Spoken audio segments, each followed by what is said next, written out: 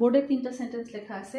If he came I help him, if I had much money I buy a car, I would help him if he need. এগুলোকে কিভাবে correction করব? এগুলো correction করার জন্য আমাদের যেগুলো যেতে হবে, ইফ প্লাস সিম্পল পাস্ট যদি থাকে তাহলে তারপরে একটা পাস্ট কন্ডিশনাল হবে। তাহলে if plus simple past plus past কন্ডিশনালের জন্য উড কুড মাইট ব্যবহার করতে হবে। তাহলে আই উড হেল্প, এবং উড কুড মাইটের পরে কিন্তু ভার্বের প্রেজেন্ট ফর্ম হয়।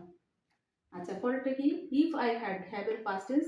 If I had much money, যদি আমার কাছে অনেক টাকা থাকতো তাহলে আই এখানে হবে would, I would by a কার।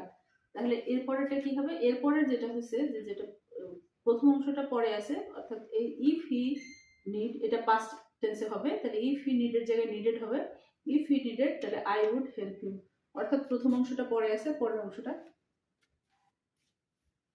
প্রথমে আছে। অর্থাৎ তাহলে আমরা কি করব, যে ই প্লাস সিম্পল পাস্টের যদি থাকে তার সঙ্গে উড কুড মাইট যোগ করতে হবে, পাস্ট কন্ডিশনাল দিয়ে এটা শেষ করতে হবে।